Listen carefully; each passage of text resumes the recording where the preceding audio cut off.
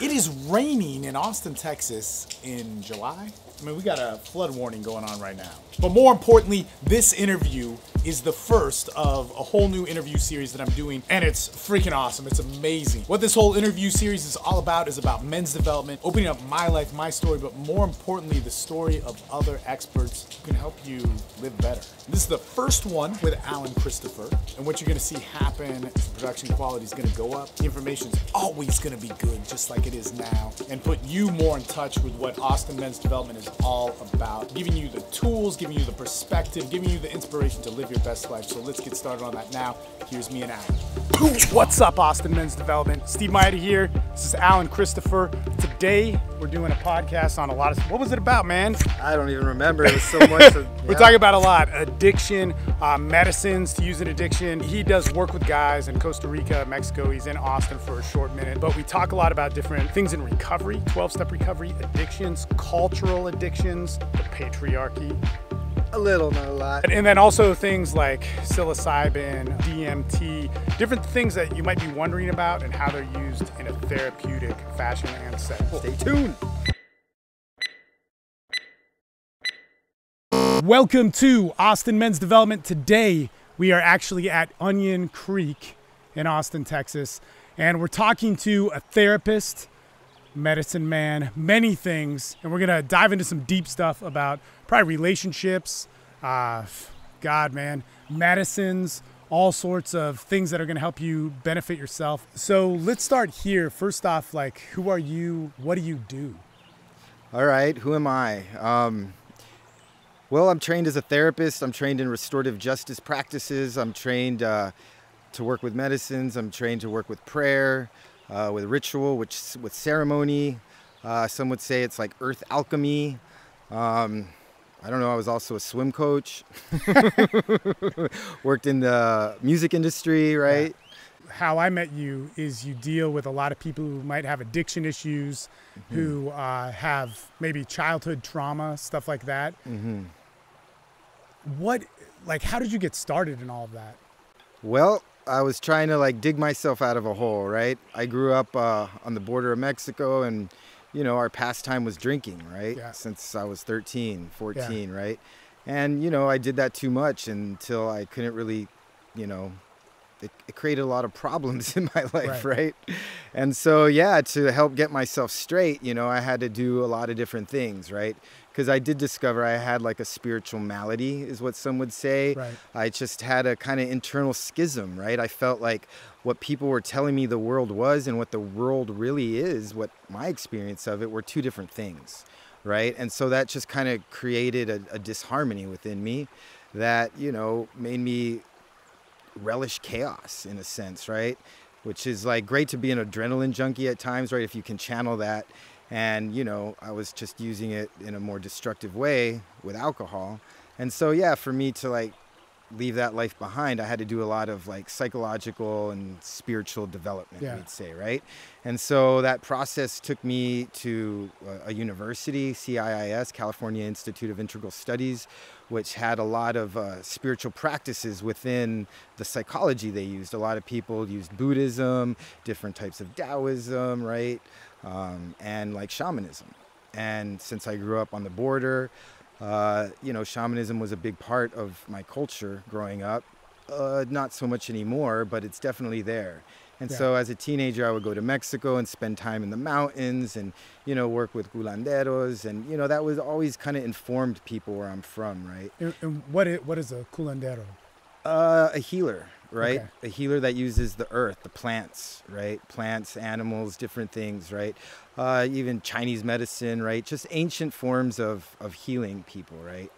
That are very connected to the earth. Yeah. In all of that, how did that work? You know, when a lot of people think about this, when they think about a healer, they don't know what it is, right? So it's abstract form. So they make up a story in their head of what it is in Hollywood or different myths they've heard and so on. You know, you see some guy, you know, with feathers in his head, all this stuff, you know, with smoke and all these different things. But how did it actually work for you? And what were some of the, I guess, traumas that you worked through? You know, I didn't really have major acute traumas. It was really just this dysresonance that I felt in everything.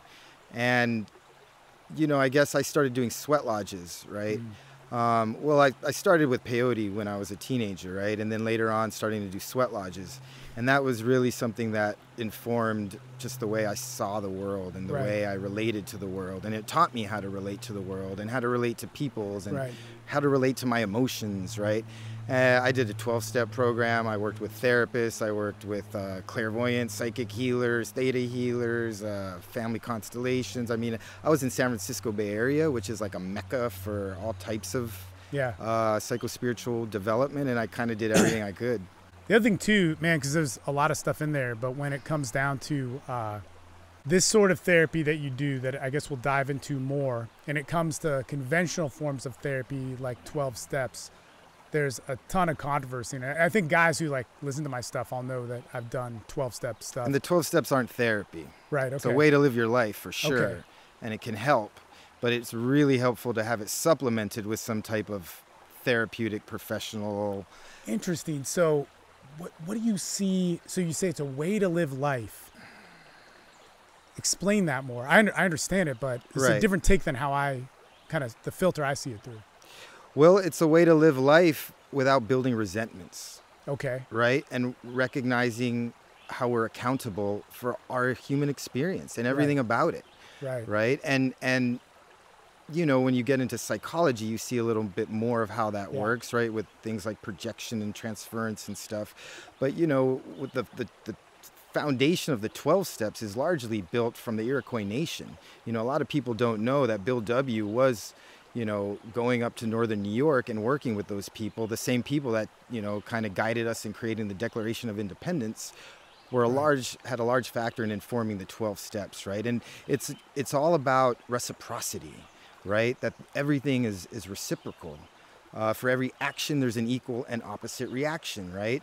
And so that makes us accountable for everything. Everything is a dynamic. And so if we're just loading resentment into a system, well, hey, something's going to come back, right? That density of resentment is going to come back on us, right? It's like this monkey on our back.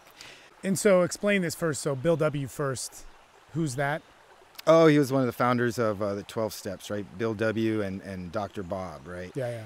So Bill W., one of the founders, the founder of Alcoholics Anonymous, and helped formalize the 12 steps. And before that, there's like all these other groups like the Oxford group and so on.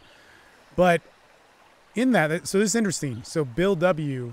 would go to the Iroquois Nation. Yeah. And he based a lot of that off of, or he based a lot of what he learned there, or he based the 12 steps, off of what he learned there. That's crazy. I knew he experimented in a ton of stuff. And a lot of people don't know, it was in an interview in a book, they asked the Dalai Lama, what's the greatest contribution of the 20th century? And he said the 12 steps of Alcoholics Anonymous. Now, why would the Dalai Lama say that? Yeah. Because this is a systematic step-by-step guide to wake up. And how do we wake up? By taking accountability for everything, right? And you can see that in Ho'oponopono, which is from Hawaii. You can see that in a lot of types of practices, right? Buddhism, of the way we relate to the world, and that we're accountable for all of it. And that, you know, from early on in my childhood, I was kind of a revolutionary spirit, right? And I was like here to topple the forces of tyranny and all these, right, kind of idealistic things. And as I grew up and grew older, I kind of saw how, you know, these forces of tyranny live within inside of us, right? These things we relegate to the shadows that then inform the way the world works. Man, there's a lot I could ask you about all this, but what's interesting here is I hear a very rich therapeutic background. And a lot of the times that we talk about using medicines and so on, because you practice in Costa Rica, Mexico, all over the world. But first off, what would those medicines be? Earth-based plant medicines that come from animals too, like a toad. Roots, cactus, fungi. And so let's get into those. Like, let's start with fungi. Everybody knows what that is. So we're talking about psilocybin. And so mushrooms, as you call them, the street. Or the Niños Santos, the holy children, the saintly ones, as they're referred to by the Mazatec people.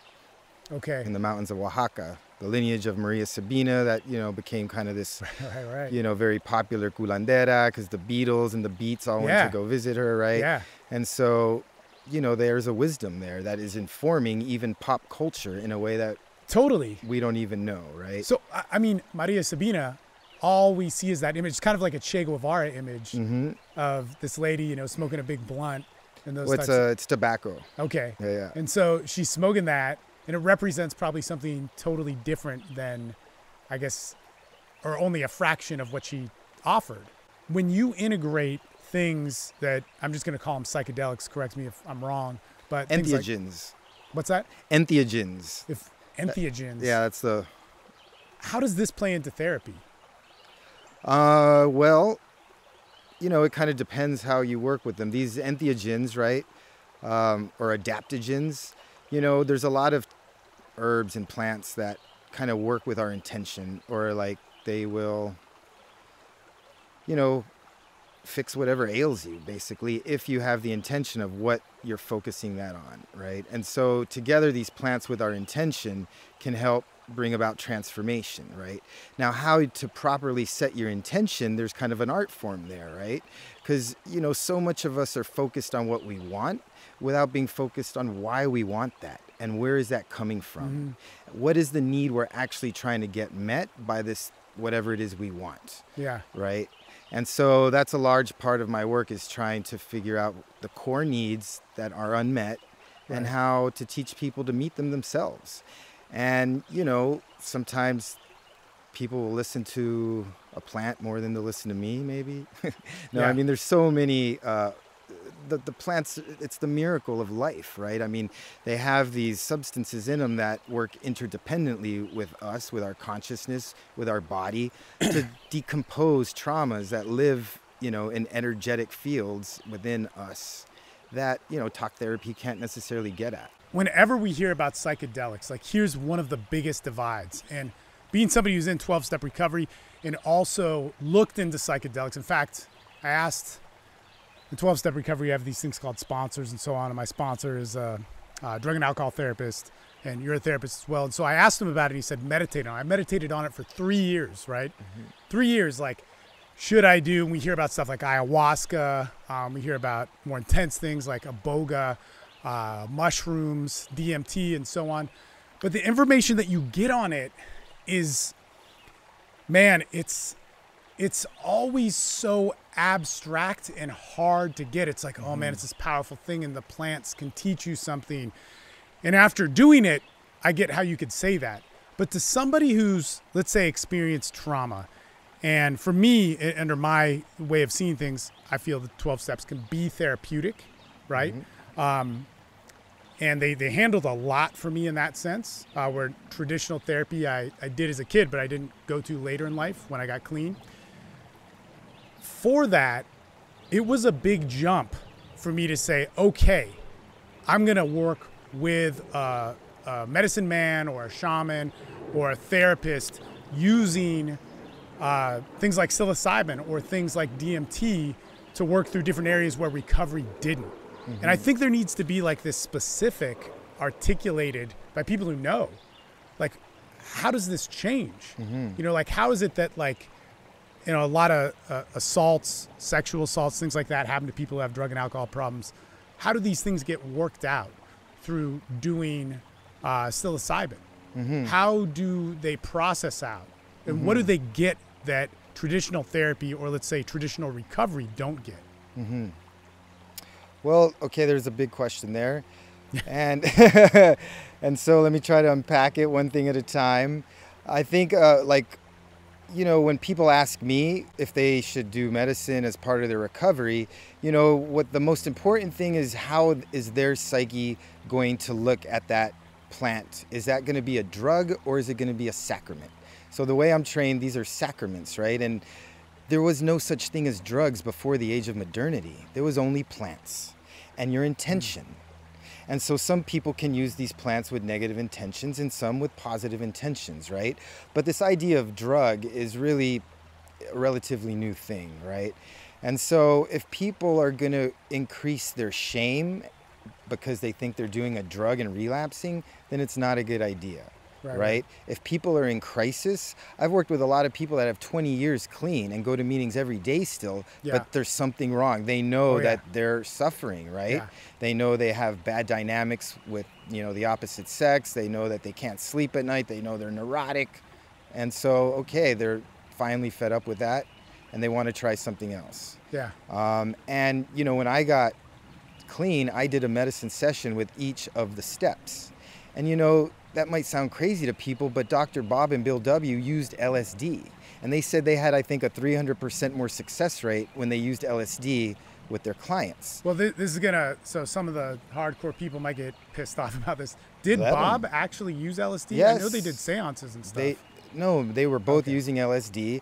There was a LSD detox center in England, I think in 58 to 59. You could read books by Stan Grof, who is one of the world's leading LSD researchers from Czechoslovakia since the 50s.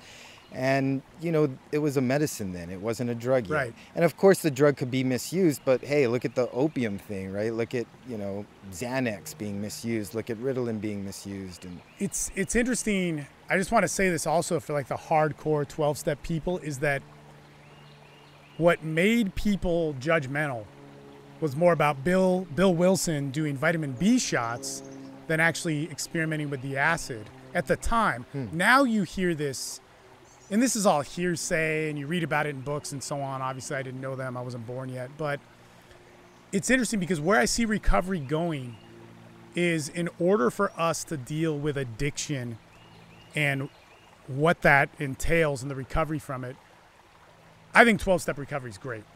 I do too. I think it should stay. A lot of people think either or. Oh, well, 12 steps have a failure rate. We should get rid of it and look at something else. I think it should stick around. Everything needs to be supplemented. Yeah. Yeah. We take supplements and we still eat food, right? I mean, you got to supplement your AA. So there was a correspondence between Carl Jung, who also had a huge impact on the formation of the 12 steps. He was a famous, therapist, and Bill W. There was a correspondence. And part of that correspondence has been omitted in those letters that you can find archived, and it's when they talk about LSD. Because Jung told, this client, I can't help you. You need to have a spiritual awakening, a mystical experience. Yeah. And, they would give belladonna to alcoholics in New York City at the time. So Bill W. most likely had his epiphany on belladonna, right? Right. After he had been drunk for who knows how long, right? And, so it's all there, right? And I'm not saying anything's right or wrong, but hey, this is a program of rigorous honesty. Yeah. And so let's just look at the facts and what you choose to do with them. That's up to you. Yeah. And it also helps to work with a sponsor or a therapist or people to, talk about this and see what's right for you and what isn't right. It's interesting. It's hard to say for me because my sponsees will ask me about doing certain medicines. And there's a couple things. Number one, you have to work with somebody. And I think anybody who's doing it for whatever therapeutic reasons, if you're not doing it with somebody, you're doing a massive disservice to the entire experience. But if you're in recovery, and it's not like how many steps the guy's done or how much time he has clean, it's more of where he's at. And that has to be individually based. But to somebody new or a guy that thinks I can jump into this, for me personally, what I tell them, I don't recommend it, but perhaps a therapist who's more experienced in it, they'd have a better feel of it. But one of the things that I think, and I'm very careful about saying this, is that I think one of the problems with recovery is that our fear of drugs. I love drugs. I love drugs. I love heroin. I love alcohol. I love Percocets. I could passionately talk, I have to cut myself off, But the thing is that there's a side effect that ruins my life. And then when I got into meditation, I started laying in this creek when it's, 40 degrees and stuff, and you trip. And I was asking my sponsor, or I switch my diet. I feel different emotionally. It's a mind and mood altering experience. And I had to realize for me personally that I had to stop fearing highs and start not even fearing, but being aware of who I become when I get high, and also where I reach out of control, what I need to do for help, you know, because there's sessions that I've done where I walk out of them where it's a psilocybin session. I haven't done a ton, but where I'm like, holy shit, man, I could go drink, I could go do an opiate right now. I don't give a fuck. Like that feeling can come back. Mm-hmm. And so I have to build my network to be able to do those things. I don't know if there's a question around this. I'm just sharing my experience about it. But I guess when it comes to people in recovery, what would you say is the determining factor for them in using medicines? Well, some people only get recovered through medicines, right? You know, when I was at the university or the school that I went to, I heard about Ibogaine again, Mm-hmm. right? Which will detox a heroin addict. Right. I lost a lot of friends to heroin. Oh, yeah. I brought a lot of people back in the bathtub with the ice and, you know, resuscitation. It happened, like, you know, this was a common thing in life, right? And so when I heard about something that could detox people in the way that that does, that was the first job I got. I went down to Mexico and got a job in a center. And, you know, I just wanted to go create my own place, and I started something called Medicine Heart Recovery, right? And so Iboga is, we use Ibogaine that comes from the Iboga root, right? That will detox a heroin addict. Yes, it gives them a psychedelic experience sometimes. Sometimes people don't remember anything, and they kind of feel like they missed out, right? But not only does it detox them, what it does in the brain when it stirs as neuroibogaine is it lights up all the opiate receptors, right? So oxytocin, norepinephrine, dopamine, L-DOPA, a few of the others, right? Serotonin, right? And those are the same receptors that are lit up when they look at the brains of meditators, right? Deep in meditation. And so these are the centers that give us that sense of serenity. Yeah. Right. And it's great to love drugs and have passions. And, you know, it's great to find other things we love, too. So a large part of my, you know, platform recovery, it's creativity based, because I believe most addicts are highly creative people. But that creativity there's not a lot of outlets for it in our culture. Right. Everyone needs to make money. And so creativity gets squashed. It gets squashed at a young age, too, right? And so that creativity turned inwards just gets dark and deformed, and we become creative in the ways that we cop dope and use drugs and drink and all this stuff. So it's really important that we find other passions to balance the passions we had for partying. I was the most passionate partier on earth. I mean, I really loved it, you know? And I found other things that I loved just as much. And that you know, this drive for intensity does sometimes come from trauma, right? And right now we live in a culture where the baseline is like hyperarousal. Oh, yeah. Right? Yeah. Whether coffee and now Adderall and, you know, Ritalin, and we just need to be on all the time. Yeah. And that's not sustainable. And you hear people talking about, you know, environmental sustainability. Well, that's never going to happen until we get emotional sustainability, right? With Ibogaine, here's what I always found was interesting about this. People saw Ibogaine be able to detox people from heroin, but what always pissed me off about it, or maybe that's the wrong way to put it, is that doesn't say it will get somebody recovered from addiction. And a lot of people assume that. And so I knew people that went and did Ibogaine, and they went and relapsed right away, and they die, which is always a bummer. So the aftercare for that is pretty imperative. Very important. But the withdrawal process, and to deal with somebody post-Ibogaine is much different than to deal with somebody who is kicked without Ibogaine. Absolutely. It's a completely different person. Absolutely. But without that aftercare, and then I'd say specific aftercare, you're setting that person up to basically relapse. I mean, not always, right? But it's more of a crapshoot without the aftercare. Right. You know, and, you know, addicts we love rolling the dice. And we love, like, doing things the easy way, right? And so, you know, a lot of people don't do the aftercare until they come back a second or third time, right? And that's why I think the studies now show that there's a better success rate after the second or even third flood dose, which I don't think it needs to be that way if people did, you know, a consistent aftercare program. But they don't, you know, they kind of exist, they kind of don't, right? Yeah. They're just coming into the field. Man, let's talk about addiction, because like it's such a huge thing. It's such a kitsch thing. A lot of guys who watch my channel and so on will tell me that addiction doesn't exist, especially stuff like sex addiction doesn't exist. Mainly because they say it's there to shame people. Like sex addiction is there to shame men. And to me, I'm not trying to be political about it. I'm trying to say what an addict is fucking torture. And you don't want to be in that, and there's a way out of it. So let's start here. Like, what is addiction to you?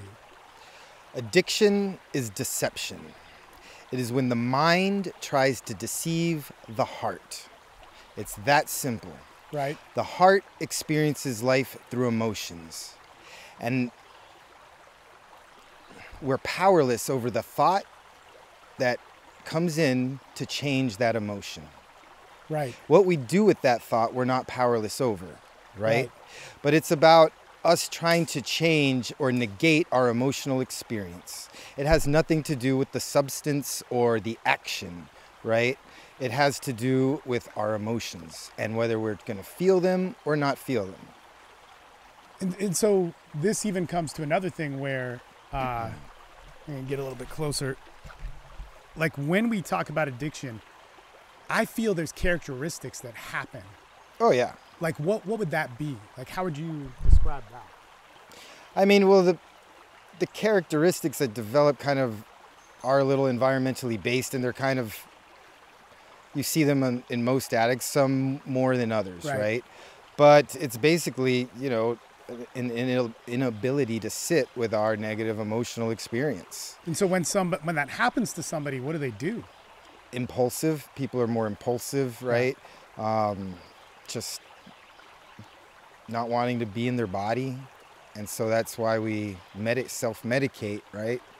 Or get high or try to leave the body or cloud our consciousness in a way where we're not aware of the things around us that are painful.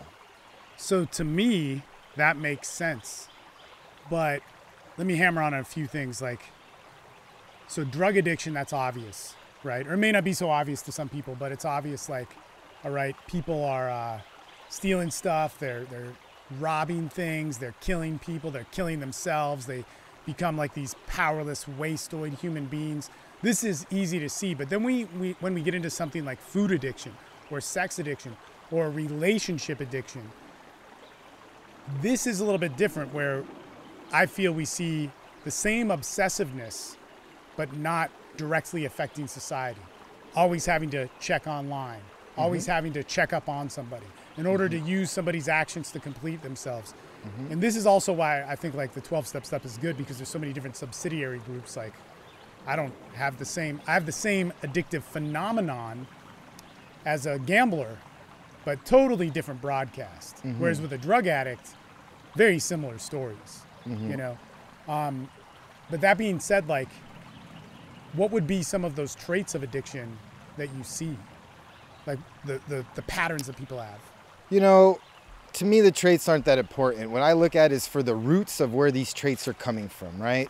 And a lot of it is rooted in, you know, childhood experience, and a lot of it is rooted in the family history, the childhood experience of our parents, our grandparents, great-grandparents. You know, epigenetic research is now confirming what indigenous people talk about, and that's that everything we do affects 7 generations at least. I just read a study that said 14 generations. So 7 to 14 generations of human experience is informing our cells, right? Informing our epigenetics, which triggers certain genes to trigger on or off, right? Or you could talk about it psychologically and say certain archetypes, right? There's the archetypes that used to get turned off when we would do a rite of passage around the age of 13 and 15, and the archetypes that get turned on are maturing, right? And so right now, without those rituals to activate these maturing archetypes, we have a culture of people that aren't really experiencing a lot of maturation.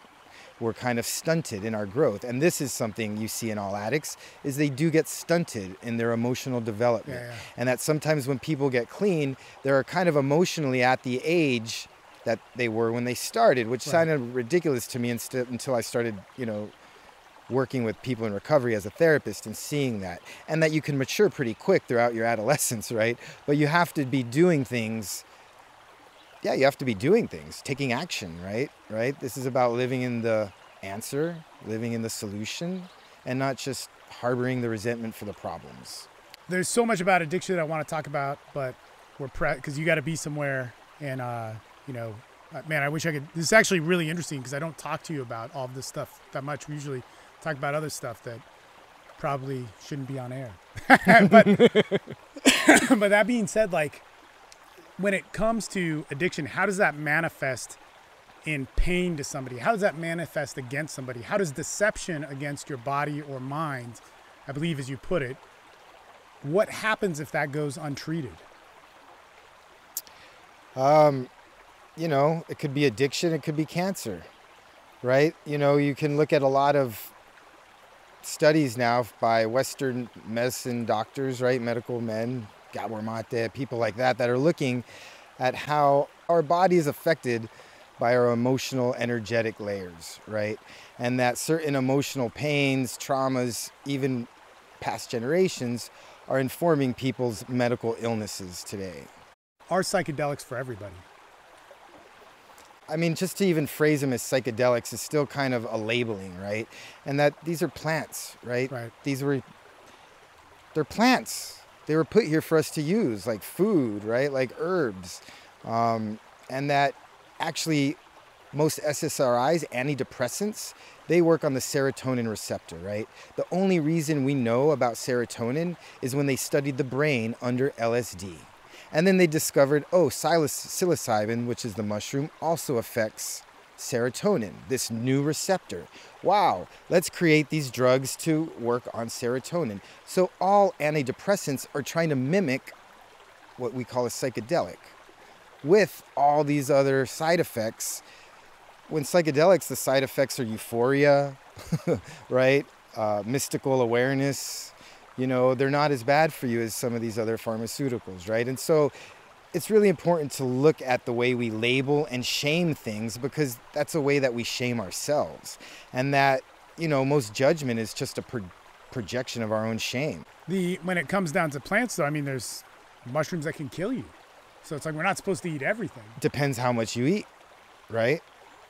Almost every venom has an anti-venom, right? It's all about quantities, right? And actually within, you know, the entheogens, these plants called psychedelics, and some of them aren't plants, right?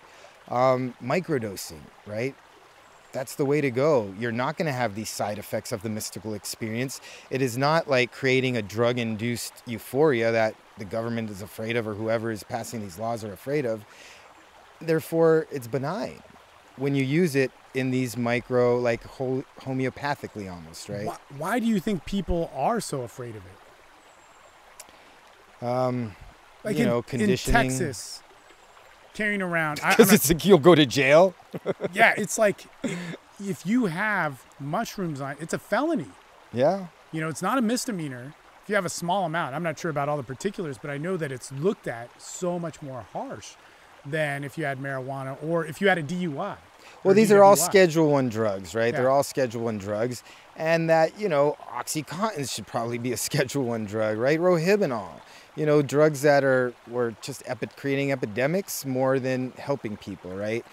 You know, psychedelics are, at least psilocybin is on the ballot in Colorado and Oregon to be legal because so many people are using it in a microdosing fashion, right? There is no question that it's not a question that they're trying to escape the reality or Right. get high, which maybe there's nothing wrong with that either. I don't know. That's not for me to say. But the fact that the microdosing, there is no danger, right? And it's the same as taking a pharmaceutical. Let's go down the list of some of the stuff that you might have worked with. Let's start with psilocybin. Using mushrooms, first off, how would people use that? You know, how would you see it envisioned if it were normalized in the culture? And what would the effects what could they expect from it? Well, I started working within the Native American Church, right? The NAC, which the main medicine is peyote, right? So I'm going to talk about that because that's how I got kind of started. Yeah, and on actually this, going right? over the actual peyote ceremony because it's crazy. And so what you hear most about people's first experience, what I've heard more than 2 or 3 times, people come out saying, wow, I came here expecting an experience, but what I experienced was a way of life. And that this is about a way of life in communication, in connection with the environment, with the people around you, with family, with your emotions, with the fire, right? With the sky, with the eagle, with the plants. It's about connection, right? And, you know, a lot of people are now saying addiction is actually being disconnected, right? That's what they're equating it to. And so getting people connected is the first thing we got to do, right? And so you sit in circle, you sit in prayer, you're singing. There's a direct intention. It's a focused community intention, which to me is why the 12-step fellowships are so powerful, because you're in a room of people that are all have the same intention, right? And there's a power in that, right? Because we are working interdependently. And this is huge. This is what's going to take us out of this age of patriarchy into the new way that we're going to be relating to the people and the systems that run culture, is through interdependence, right? Not codependence and not independent, interdependence, right? And so how do we do that? Well, we need to first clear away the pain of being dependent and interdependent on people, right? When we first got wounded, when, you know, things didn't go our way or people lashed out at us, right? And so when we have a fear of being interdependent, and so we want to just do it all on our own, all on ourselves. And then the flip side is codependency, right? And there's things like Codependency Anonymous, Sex and Love Addicts Anonymous, different programs that kind of look at the relationship dynamics. Because this is one thing that also all addicts have in common, is the relationship dynamics are totally skewed, right? We're kind of taught that our emotions don't matter, or, you know, marketing is based on creating insecurities in people, right? Creating anxiety so that we go and purchase things to make us feel complete, feel whole. And, you know, there's other ways to do that, right? And that's what like the Native American church is about coming together with a group intention for a wholeness. Wholeness for the individual is a wholeness in a community. And that's what you also have in the rooms in the fellowship, right? So for, you know, most of the people in the Native American church are in recovery, right? That's how they got there. Or even I do a lot of sweat lodges, right? There's no like mind altering plant medicines, but your mind gets altered in there. Oh yeah. You know? Yeah. Right? People see, they feel, they experience, right? This is not all about checking out, right? That's not what it's about. The plants and ingesting these medicines, they do things in our body, right? Peyote's a purgative. You purge. They call it getting well. Why do they call it getting well? Because you're getting rid of the sickness, right? These things come in, they bond with whatever energies are inside of us that are problematic, and they expel them. It's really simple, you know? The mushroom, it decomposes. You look at what mycelium does in the forest, it connects everything and redistributes nutrients. Too much nitrogen here, let's shuffle it a few hundred miles over here. Too much potassium, let's shuffle it over here, right? So that is what this medicine is doing within our body. Psychosomatic myco-restoration, right? It's decomposing our shadows, decomposing our pain, our traumas that live in the body, right? Whether you call it the fascial layer, the energetic body, the lymph system, we're inundated with trauma because we're in a culture of trauma. And so these medicines decompose those traumas and make fertile ground for things to blossom. You mentioned the culture of trauma and you mentioned patriarchy before. And I want to clarify this because a lot of my listeners will be like, patriarchy, fuck that. This is the attack on men, all this sort of bullshit. The thing is first off, number one, I think we live in a man's world. If you're not happy about being a man, you don't realize all the advantages you have. I don't even mean that in a political way, but you're talking, I assume, about a lot of the energy, about what we put forward, that the actions, the priorities in our minds are masculine, which aren't bad. There needs to be a masculine and feminine, but we also need to welcome the feminine. I see so many men running from the feminine. And why? Because we live in a culture of trauma where they didn't get noticed and they're disconnected. Man, it's fucking crazy. And it's just interesting because you're coming from a place where you're not meaning to be political, but it's now turned into this. All right. So yeah, patriarchy is not about men or the masculine. It's about power over, right? Colonization, colonialism. This is a wanting to impose power over others, right? And you know what I was talking about, interdependence. you know, that could be a more feminine way of thinking, but you know, the idea of feminism and patriarchy, that's just creating polarities for Right. people to argue against, right? Right. Anytime you're given a two-part system, hey, someone is trying to control you, man. They are enforcing duality, right? Us, them. Which side of the line are you on? Hey, life is a yin and a yang, right? Sometimes we need more of this, sometimes we need more of that, right? Yeah. And so I do this work called Family Constellations, right? And it looks at the lineage of men. And what I see, the wounding of the masculine, is so many fathers think their sons don't work hard enough, right? Because men equated love with labor. Hey, I love my family, that's why I work so hard. And, you know, over the last few hundred years, like, that was really important. People starved to death, right? We needed to work hard. Now, what it is to be a man and to have a successful, I don't know, life practice means that we have to be emotionally connected to our children, to our partners. If not, things are going to be amiss, right? And so this is something hard for older generations to get at, even when I do the constellations, right? They don't understand emotions. Men look at their children and they get afraid, and because they don't know what to do. It's confusing. And for the masculine, confusion is very demasculating. Let's say for men, confusion is demasculating, right? And so children are your greatest karmic teachers because they're going to trigger your shame and insecurities. And hey, are you going to deal with that like a man, or are you just going to blame the world for all kinds of stuff? You know, and it's interesting because kids, I mean, I have 4 kids and I've gone through this experience, and there's certain guys that will have a baby and they're like immediately connected with them. And then there's certain people that where you're like, okay. And then that child connects with you. And I was one of the latter that didn't immediately connect. And you're always like, is there something that's supposed to happen? Or if you are the guy that does connect, it's like, this means something. And I think what guys need to know is that your fatherhood, there's no rules for it, right? But it's going to teach you and change you and shape you. And if you don't let it, and if you try and be too rigid, you can't put nature in a box. And a child is a force of nature, you know? Yeah. It's such an amazing thing. And then there's guys who don't have kids, because I always get asked this, well, can you still be a complete man if you're not a father? Totally. But just that aspect of fatherhood, it's so bizarre, but so normal, you know, like childbirth, you know, for a woman. It's like fucking crazy, but common, you know? Did you want to say anything more about the... Well, so the culture of trauma, right? Yeah. So this is this culture of power dynamics, right? And like I said, I work with the inherited family system, the epigenetic layers, which is all filled with trauma. You know, within our bloodline, we have an ancestor that committed atrocities. Every atrocity known to humanity, we have in our lineage. So it's not about pointing the fingers out there. It's about seeing how it is in here, and where in here we're still labeling and relegating things into the shadows. So it's about integrating, witnessing the pain that happened.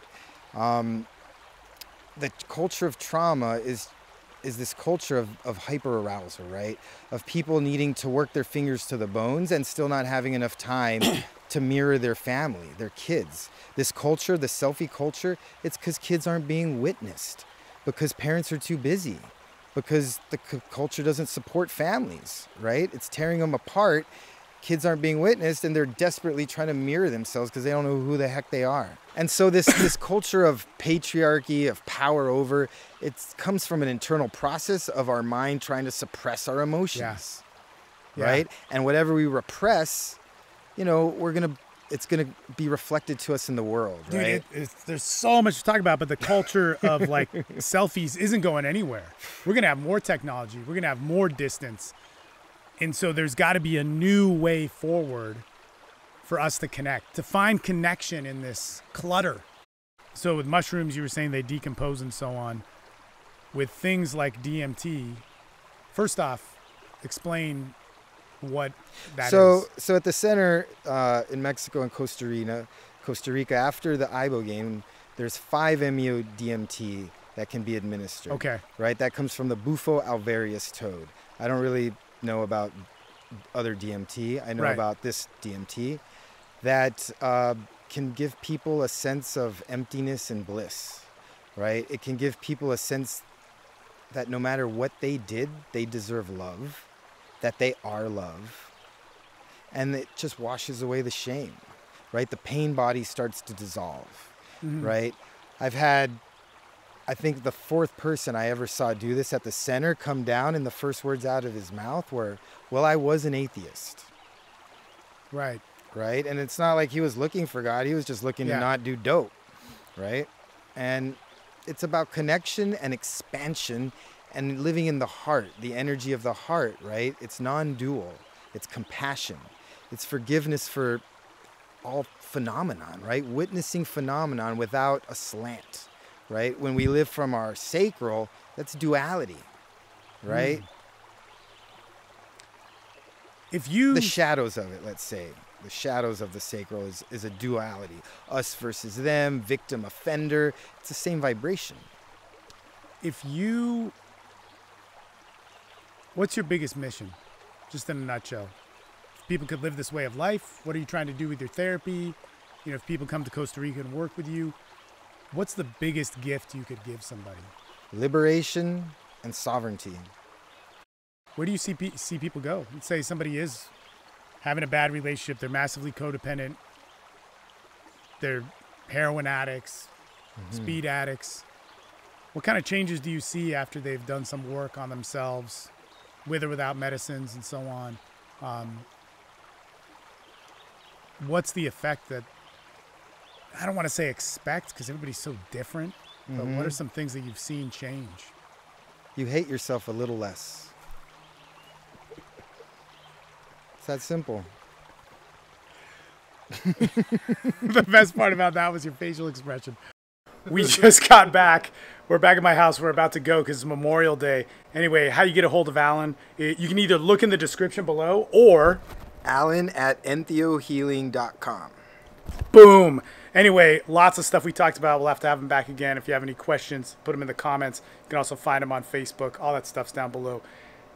Guys, it's about living a better life. Why? Because it's one of the most cherished things in your life that you should go for. And as a man, it's pretty important. You got to invest in it. Yeah, man, we got to wake up. Boom.